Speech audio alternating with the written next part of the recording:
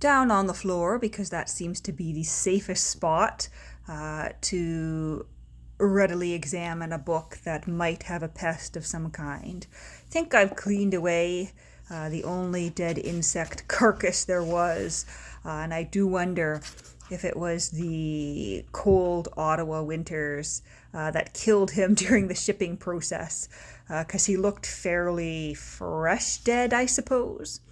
But taking a closer look at the book itself, so this is, well, I guess it's volume 6. It's volume 6 of 7. So I misspoke in my last video. It's volume 6 of the 7 volumes. And supposedly it says here limited to 1,550 numbered sets. The number of each set is in the first volume. I do not have the first volume, so I couldn't tell you which numbered set this is from. The Abbey at Livry near Paris, published in 1927. This is kind of a pretty title page here with the coat of arms. And yes, this, now I'm remembering precisely why I bought this particular edition, this orphaned volume. So obviously I wanted to read the letters because they have been mentioned in some other things I've been reading, but it was with an introduction by A. Edward Newton that really brought me to purchasing this orphaned volume. And I guess we're about to have a surprise and see if the introduction is in this volume or if I'm not getting any A. Edward Newton and the introduction was in volume 1 and I'm going to have to continue to search for volume 1. But Philadelphia, J.P. Horn and Company, printed in the United States of America. And so in this 6th volume we have letter number 753. And we're going all the way to 922. And this covers the period between December 13th, 1686 and August 28th, 1689. And there we have some of our bookworm tracks. It gets somewhat larger, and this I thought was funny.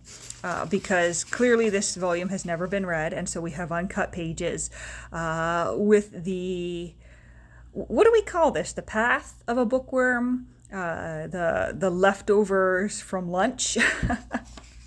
But yeah, there's that. And then this kind of comes in. I'm imagining maybe he came in here and I don't know, decided to crawl and go in through here and went down and then came out. But I'll have to get my knife when I start to read this to open up the pages. It's just funny that I get 2 curiosities in one volume. The track of a bookworm and unopened pages. But otherwise, the book is quite nice. The paper is thick. It's in decent condition for a book coming up on 100 years old. I mean, apart from the bookworm tracks, and it does feel, you know, when you pick up an older book and you can just sort of feel the dirt and the grit as though it was kept in someone's basement or perhaps in the back of some storage locker or some storage facility for a while. But I'm not seeing the Newton introduction, which is a shame because I kind of hoped there would be something in each of the volumes. But maybe it's seed for seeking out the other volumes, if I like the letters. But, you know, there are a few different volumes floating around online, and it wasn't until I noted the introduction by A. Edward Newton that I decided on this particular volume, because I could have had many other orphan volumes and abridgments. And I thought, well, if A. Edward Newton was involved, and he was a famous 20th century book collector and author about books and book collecting, literary critic, I suppose, essayist. If A. Edward Newton was involved, then I would bet this was a well put together and edited collection of letters.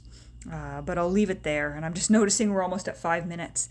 I'm holding the phone this way because I thought, oh, I'll make another YouTube short, because the first one I put up was a YouTube short, but I guess this will be a normal video, just in a vertical video, so I apologize for that.